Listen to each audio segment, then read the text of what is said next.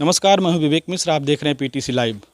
जीवन में कोई टैलेंट हासिल करने के लिए एक उम्र गुजर जाती है, लेकिन कुछ लोग ऐसे हैं जिनके पास किसी डिग्री की ज़रूरत नहीं है, किसी अनुभव की ज़रूरत नहीं है।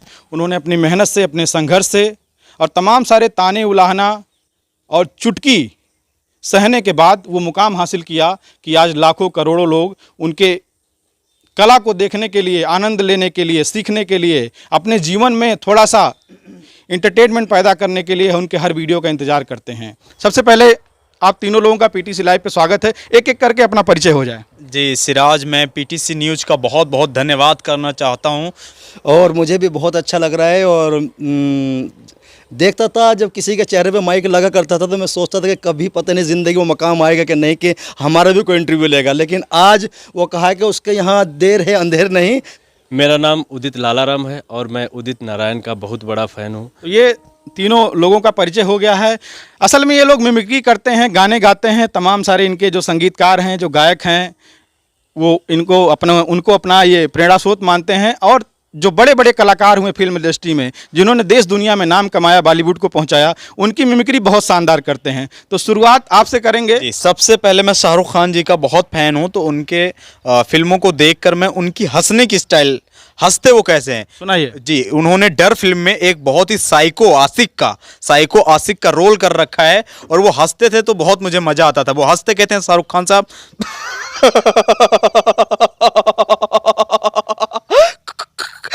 किरण, प्लीज प्लीज मुझे छोड़कर मत जाओ। अगर तुम मुझे धोखा दोगी तो लोगों का मोहब्बत पे से चाहत उठ जाएगा। अरे लोग प्यार करना छोड़ देंगे। किरण, तुम लेट मत करो, जल्दी से तैयार हो जाओ। तो मैंने सबसे पहले, ये मेरे इंस्पिरेशन है, मैं इनकी मिमिक्री करता हूँ और इनसे बहुत कुछ सीखने को मिलता है। ऐसे धीरे धीरे और सारे एक्टरों की कर लेता हूँ। हम अभी फिर आपके पास लौटेंगे। तो आप क्या कुछ करते हैं और कैसे जो टीम आपकी तिकड़ी है, कैसे इसमें पार्टिसिपेट करते हैं? बस ये तो सर आज तक मुझे नहीं पता कि ये हुआ कैसे, किस तरीके से लोग जुड़े, लोग मुझे किस तरीके से चाहने लगे। बाजी भर तो ख्वाब लगता है। ऐसे ही मजदूरी मेहनत किया करता था, खेत में खलिहानों में मजदूरी, और कोई काम ऐसा नहीं है जो मैंने नहीं किया अपनी ज़िंदगी में। लेकिन मुझे ये ज़रूर पता था, ये भाव था कि कुछ ना कुछ जीवन में अच्छा होने वाला है। किसी को बताता था नहीं। बस ऐसे ही मैं अमिताभ बच्चन सर की बहुत मूवी देखता था, पिटता था, छिदता था माँ बापों पे, लेकिन रात को दीवार कूद के मैं मूवी जरूर देखा करता है। एक दीवार फिल्म आई थी, 1 बजे ख़त्म हुई थी रात के, तो मैं बहुत छिता था, मेरे याद है। तो वो ये नहीं पता था कि अमिताभ बच्चन मेरी ज़िंदगी में ऐसी बाहर लेकर आएंगे कि जो मैं हर चीज़ का सुख पा सकता हूँ। आशु बच्चन। तो यही आवाज़ में जब मेरी माँ रूठ जाया करती थी तो मैं कहता, अरे माँ जी आए। अरे देखिए, हम तो सिर्फ एक बात कहना चाहते हैं तुम्हें कि हम जो है आज दीवार पिक्चर आ रही है, इतवार का टाइम है। अरे भाई, हम तुम्हारी लकड़ी भी ला देंगे, देके बिटोड़ा भी ढो देंगे, और भाई यार तुम्हारा तो गोबर का तसला देके वहां गिर जाएंगे पथवारे वाले। लेकिन आज माँ जी हमें एक पिक्चर देखा नहीं, दीवार जो अमिताभ बच्चन की है। तो वो हंसती थी, मुस्कुराती थी, कह रही पता नहीं ये कहाँ से हुआ। मोहल्ले वाले कहते थे ये जब हुआ था तो तुमने क्या खाया था? तो मैं कहता था उनको, औरतों को, अरे क्या खाती, हमारी माँ ने जब 5 साल हुआ था तो मेरी माँ ने करेला खाया था, और करेला के साथ साथ थोड़ा शहद लिया था, तभी तो अपन की साल इतना अच्छा आवाज है। हाँ, यही हमारा टैलेंट था और यही पब्लिक को अच्छा लगा। पब्लिक ने बहुत सराहा। बहुत बहुत धन्यवाद। जो आज आशु से बच्चन आज कल्लू से कालिया बन गया। तो ये थे आशु बच्चन जी। और अब आपका जो है, क्या आप गाना गाते हैं? जी सर, जी सर। तो शुरुआत किस गाने से करेंगे, या जो फेवरेट सिंगर आपके रहे हैं, या आपका जो बचपन में कोई मनपसंद गाना रहा होगा, बाद में जब आप बड़े होके काम करने लगे तो आपने गाया, तो वो गाना थोड़ा सा सुनाइए, फिर आपसे बात करेंगे।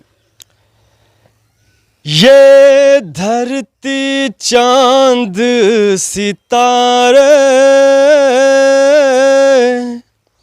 ये नदिया पवन घटारे, मिट जाएगा सारा जहाँ रे,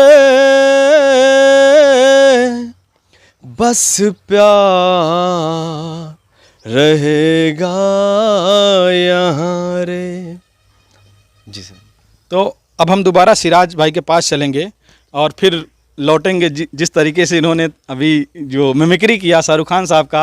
अब हम इनसे ये बात करेंगे कि जो बड़े विलेन हुए हैं, जैसे अमरीश पुरी साहब हुए हैं, प्राण साहब हुए हैं और तमाम बड़े बड़े नाम हैं बॉलीवुड में, तो जो आपको सबसे पसंदीदा आपका विलेन रहा हो, जिसकी मिमिक्री करके आपने अपनी पहचान के दौर में, जब आप पहचान के लिए आप लोग काम करते थे कि लोग जाने हमको समझें, तो उस दौर में किस विलेन ने सबसे ज़्यादा, किसकी मिमिक्री ने काम किया? जाहिर सी बात है, अमरीश पुरी साहब जब वो बोलते तो सीट भी घर घर करता था और हम तो कई बार डर भी लगता था कि यार हम रोते थे यार, बताओ शाहरुख खान साहब को अमरीश पुरी साहब ने मार दिया यार, अब फिर दूसरी फिल्म में कैसे जिंदा हो गए ये भी एक रहता था।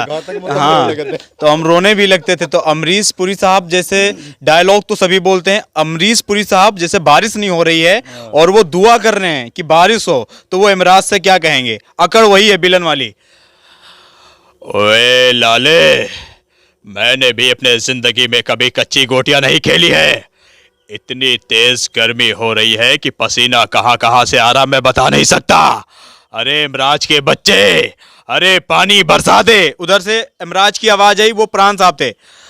अबे बेटे अमरीश, मेरा पानी बरसाने का काम नहीं है, पानी बरसाने का काम तो इंद्र भगवान का है। मैं तो समझता था कि इमराज ही सब कुछ करता है, लेकिन आज मुझे पता चल गया इमराज सिर्फ जान ही निकाल सकता है। तो सर डायलॉग से कुछ हटकर सुनाया है। लोग अमूमन डायलॉग सुनाते हैं, तो मैंने एक ये क्रिएट किया है ताकि लोगों को और मजा आए। गैली बनाते हैं। अच्छा, एक थोड़ा सा रिक्वेस्ट छोटा सा ये था, डैनी साहब और प्राण साहब की एक फिल्म आई थी, सलमान खान साहब ने उसमें अभिनय किया था, वो लीड रोल में थे, तो उसमें तमाम सारे डायलॉग इतने फेमस हुए कि उसको बाद में बहुत सारे लोगों ने रिक्रिएट किया। तो उसमें से अगर कुछ याद हो आप दोनों लोगों को, तो आप लोग साथ में कर सकें।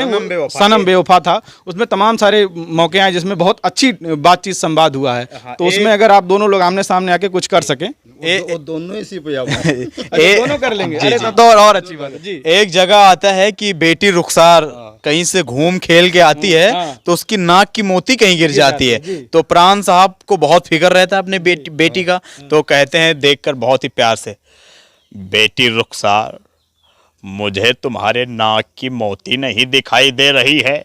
तो वो कहती हैं कि अब्बा साईं कहीं गिर गया, वो तो चली जाती हैं, लेकिन बाप को फिक्र बहुत ज़्यादा। फिर वो अपने नौकरों को, जो काम करने वाले, उनको बुलाते हैं, गुब्बार, सत्तार, जिलानी, हक्कानी, सैतानी, सीसी, बोतल, ढक्कन, जाओ और जाकर पूरा रेगिस्तान छान मारो और मेरी बेटी रुखसार के नाक की मोती लेकर आओ, मुझे दो। तो कुछ उनका ऐसे होता है डायलॉग प्राण साहब का। और जब डैनी साहब जब वापस कर देते हैं, जो दहेज का रहता है, तो उसके बाद जब डैनी साहब आते हैं वहाँ पे, तो वो कुछ याद हो अगर तो? हाँ, वो कहते हैं, याद रखना, फतेह खान की जिद के सामने किसी की जिद नहीं चलती है, तेरे बाप को कुत्ता बनाया था। आखिर में शमशान घाट के मुर्दे। नहीं, उससे पहले एक छोटा सा, चूंकि फीमेल वॉइस भी निकाल लेते हैं आप, जी, तो हम चाहते हैं, अक्षय कुमार की सौगंध पिक्चर आई थी, उसमें मुकेश खन्ना जी और जो अभिनेत्री थी अक्षय कुमार की माँ, कि वो चौधरी, हमारे बच्चे को कंकड़ पत्थर नहीं चाहिए, जी, हमें कन्यादान के वक्त तुम्हारा झुका हुआ सिर चाहिए। अगर वो हो जाए थोड़ा। माफ चाहिए, मुझे ये डायलॉग तो याद नहीं है, लेकिन एक डायलॉग हमें याद है, करण अर्जुन आएंगे, तो उसमें राखी गुलजार जी हीरोइन, वो कैसे बोलते हैं, वो कहते हैं, दुर्जन सिंह एक माँ के गोद को सुनी करके अपने औलाद का भीख मांग रहा है, तू मेरे बेटे आएंगे, आसमान का सीना चीर कर आएंगे। फिर अमरीश पुरी साहब कहते हैं, अरे बुढ़िया, मरे हुए कभी वापस नहीं आते। तो ये फीमेल थी। तो अब हम आपके पास दोबारा चलते हैं, बच्चन साहब के पास। बच्चन साहब, आपको जो भीष्म पितामह है, भीष्म पितामह है, तो अगर भीष्म पितामह आपने जो धार्मिक सीरियल देखा होगा, तो कुछ याद है भीष्म पितामह का कोई डायलॉग आपको? नहीं, ये तो नाम बता रहे अच्छा, नाम बता रहे हैं ये, क्योंकि उनका रोल भी है, लेकिन ये है कि कुछ हमें भीष्म पितामह का आता है सर, वो कुछ बोलते ऐसे थे। कैसे? माँ कुंती फा, आज जो कौरव ने काम किया है, इससे हमारे पांडवों का सर झुक गया है। जाओ कुंती, जाओ, मेरे आंखों के सामने से दूर चली जाओ। तो ये थोड़ा सा अब इस माहौल को थोड़ा सा संगीत के माहौल में डालते हैं। आपने पूरा कर दिया, और हम चाहते हैं कि आप कुछ गा के सुनाएं अब, फिर उसके बाद और सारी बातें करेंगे, ढेर सारी। अंबर से आई है परियों की रानी, देख जिसे होती है सबको हैरानी।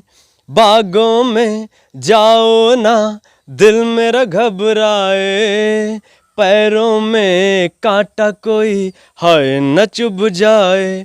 तू दीवानी हो ना जाए, इनकी बातों में खो ना जाए। उड़ता बादल बहता पानी, बोले रुस मस्तानी। सबसे प्यारा तेरा यारा राजा हिंदुस्तानी। कितना प्यारा तुझे रब ने बनाया, जी कर देखता रहूं। कितना प्यारा तुझे रब ने बनाया, जी करे देखता रहूं। किसी शायर का एक शेर है, मोहब्बत में बुरी नीयत से कुछ सोचा नहीं जाता, कहा जाता है उसको बेवफा समझा नहीं जाता। इसी शेर को जोड़कर हम आगे आपसे सवाल करेंगे। मोहब्बत बड़ी अच्छी चीज़ है ज़िंदगी में, चाहे परिवार से हो, चाहे किसी लैला से हो, चाहे किसी लड़की से हो, किसी से हो, या अपने खुदा से हो, या ईश्वर से हो। तो कितना रोल रहा है मोहब्बत का? मोहब्बत ने ज़िंदगी में आगे बढ़ने का हौसला दिया, टूट कर बिखर के फिर अपने आप को आप समेट लिए, या क्या रोल रहा? ये बहुत ज़रूरी होता है किसी कलाकार की ज़िंदगी में। मोहब्बत तो किसी से हो सकती है। अब मोहब्बत पे हमें डायलॉग याद आ रहा है इरफान खान साहब का, बहुत अच्छे एक्टर थे वो, जहाँ भी रहे खुश रहे। अबे मोहब्बत था इसलिए जाने दिया, जिद होता तो बाहों में होती। अबे रिश्ते में भरोसा और मोबाइल में नेटवर्क ना हो तो लोग गेम खेलने लगते हैं। अबे तुम कौन सा गेम खेल रहे हो, सोचते हो? अच्छा, अगर किसी लड़की को प्रपोज करना हो नाना पाटेकर साहब को, तो कैसे करेंगे वो? बहुत ही अलग तरीके से हो, क्योंकि हमें वो प्यार तो लाना चाहते वो अपने आवाज में, लेकिन वो अगर उसके मन में होगा कि चलिए हम सेम टू यू बोल देंगे, लेकिन बोलेगी नहीं, हमें नहीं लगता वो। पहले तो हंसेंगे। अच्छा ए लड़की इधर आ।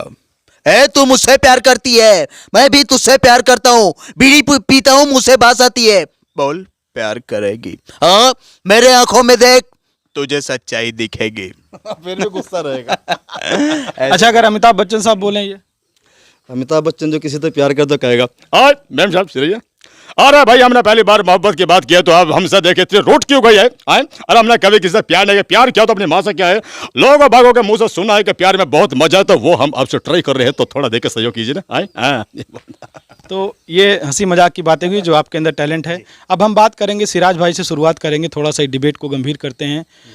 जीवन में जब शुरुआत हुई तो किस तरीके का जो अच्छा पक्ष है वो तो अपने आप लोग जान जाते हैं, लेकिन उस सफलता को हासिल करने के लिए जो आपने जो मजबूरियां रहीं, जो खामियां रहीं, जो अभाव रहीं, जो ज़रूरतें छोटी छोटी नहीं पूरी हो पाई, उन सब में जूझते हुए आप, क्योंकि इससे पहले एक दो इंटरव्यू हमने आपका देखा, आपके घर को भी मैंने देखा यूट्यूब पे, तो वो सब कैसे जूझ के आप अपने आप को निखार के कैसे बाहर लाए? क्योंकि अक्सर आदमी टूट जाता है, उसी में सिमट के रह जाता है वो। सबसे पहली बात तो घर वाले जो गांव के अमूमन लोग होते हैं, कहाँ के रहने वाले आप, कहाँ से बिलोंग करते हैं? वजीरगंज गोंडा। तो घर वाले जो होते हैं, वो जो गांव के लोग होते हैं, वो सोचते हैं लड़का हमारा डॉक्टर बने, इंजीनियर बने। लेकिन जब आप इच्छा जाहिर करते हो कि मैं कॉमेडियन बनना चाहता हूँ या एक्टर बनना चाहता हूँ, तो वह तुरंत कहते हैं ये क्या हुआ?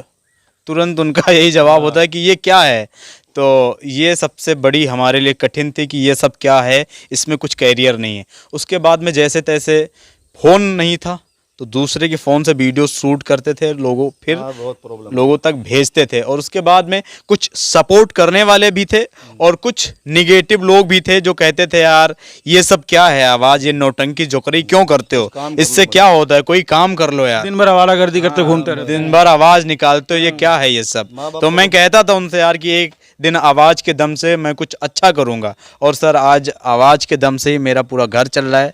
अभी आवाज़ के ही वजह से मैंने अपने बहन की शादी की है। अच्छा, चलिए, बहुत बहुत बधाई हो आपको इसके लिए। हाँ, आवाज़ के पैसे से कमा के शादी की है। इसमें बच्चन जी का बहुत हमारे ज़िंदगी में, बच्चन जी का, देखिए बच्चन शब्द जहाँ जहाँ जुड़ा है, जिस जिसके नाम के आगे, उन्होंने जीवन में बहुत कुछ अपने लिए अच्छा किया है, दूसरों के लिए, समाज के लिए, सबके लिए किया है। बच्चन साहब ने बहुत अच्छा किया। इन्होंने हमें जो है अपने साथ रखा और साथ देते आए हैं कंटिन्यू। और हम लोग पहले अलग दूसरे चैनल पे काम करते थे, तो वहाँ कम पैसा मिलने के कारण हमने काम वहाँ छोड़कर अपना खुद का चैनल बना लिया, सिराज आशु बच्चन के नाम से। जान रहे हैं वो आपका जो चैनल है, इससे पहले आप जहाँ काम करते थे वो भी हम लोग देखते रहते थे। 3 मिलियन सब्सक्राइबर थे उसके। और वहाँ के लोगों को मैं बुरा नहीं कहता हूँ, लोग बहुत अच्छे थे, लेकिन विचार कभी कभी ऐसी हो जाती है कि काम बन नहीं पाता, तो हम लोगों ने अपना कर लिया है। हमें किसी से कोई सिकवा गिला है नहीं, उनका भी भगवान अच्छा चला है, हमारा अच्छा तो ये चले। कितने साल का सफ़र है ये? सफ़र है सर, वैसे तो चौथा साल लग रहा है। और 4 साल पहले बस ये ख्वाब दिखाया था, देखो जो सच्चाई वो बतानी होगी, ये ख्वाब दिखाया था कि जो कुछ आएगा वो 50-50 करेंगे। लेकिन वक्त के साथ बढ़ता चला गया, पैसा आता चला गया, तो वो फिर हमारा तनख्वाह बन गया। इसका भी तनख्वाह, मेरा भी तनख्वाह, मुझे 15, इसको 10,000। तो इसी तरीके से तो दम से आप लोग पार्टनर से फिर कर्मचारी हो गए, एम्प्लॉय हो गए। हाँ हाँ जी हाँ, बस ये तो कि बस जानते नहीं थे यूट्यूब के बारे में, लेकिन ये भाई गए, देखो ये तो मेरे बारे में बता रहा है, इसका बड़प्पन है। लेकिन इनके मेरी ज़िंदगी में आने से बहुत बड़ी बहार है, किसी चीज़ कोई कमी नहीं है, किसी का कर्जा नहीं। और मैंने देवबंद के अंदर, इन्होंने शादी की है, मैंने देवबंद के अंदर एक 100 गज का प्लॉट लिया है, बहुत बढ़िया कॉलोनी के अंदर। जो मुझे अरमान था मेरी ज़िंदगी में कि मैं एक प्लॉट लूँ कभी, और ऐसी जगह प्लॉट दिवाया है कुदरत वाले ने जिसकी मैं कल्पना नहीं कर सकता। जो रिश्तेदार भी ये सोचते हैं अचानक क्या हो गया, ये सब मेहरबानी है यूट्यूब की और हमारे भाई सिराज की। तो शादी हो गई आपकी? जी बिल्कुल। तो घर पे जब से रोमांटिक होते हैं तो कौन सा गाना सुनाते हैं मैडम को, भौजाई को? हाँ, वैसे तो वो आप लोग क्या क्या कहते हैं, भौजाई कहते हैं, भाभी कहते हैं, भौजी कहते हैं, क्या कहते हैं? नहीं, भाभी कहते हैं। अच्छा, भाभी जी। अपने दुल्हन को भाभी थोड़ी नहीं नहीं नहीं अच्छा, हम लोग जाएंगे तो आप थोड़ी ना कहेंगे। तो जिससे जब रोमांटिक होते होंगे, आजकल मौसम भी थोड़ा सा नॉर्मल चल रहा है, टेम्परेचर डाउन है, तो बेईमान आज मौसम बड़ा बेईमान है, तो जैसे सावन को आने दो या आ गया, या मौसम बड़ा बेईमान, क्या सुनाते हैं? जिसे देख मेरा दिल धड़का, मेरी जान तड़पती है, कोई जन्नत की वो और नहीं, मेरे कॉलेज की एक लड़की है। इस तरीके से सुनाते हैं। और जब नाराज होते हैं तो अकेले कौन सा गाना गाते हैं? तो फिर जब नाराज होते तो फिर हाय, अपन से पंगा नहीं लेने का, अपन का भेजा घुमाना तो जलाकर राख कर सकता है। हम सोचते हैं सर कि इस समय चुनावी माहौल की तरफ बढ़े। अगर हमारे नेता आ जाएं, बॉलीवुड देखो, तो किसी बड़े बड़े नेता का बताइए, जो बड़ा नेता अगर कोई किसी जनसभा को करेगा या कोई अपनी बात जनता के सामने रखेगा तो कैसे रखेगा? मजे की बात तब आएगी जब फिल्मी डायलॉग हमारे नेता बोल दें। चलिए, हाँ। नेता हमेशा चर्चे में रहते हैं, तो योगी आदित्यनाथ जी अगर बोलें तो कैसे बोलेंगे? नमस्ते, देखिए, न तलवारों की धार से न गोलियों की बौछार से, न तलवारों की धार से न गोलियों की बौछार से, अब दंगाई जितने भी हैं वो डरते हैं तो योगी बाबा के बुलडोजर के वार से।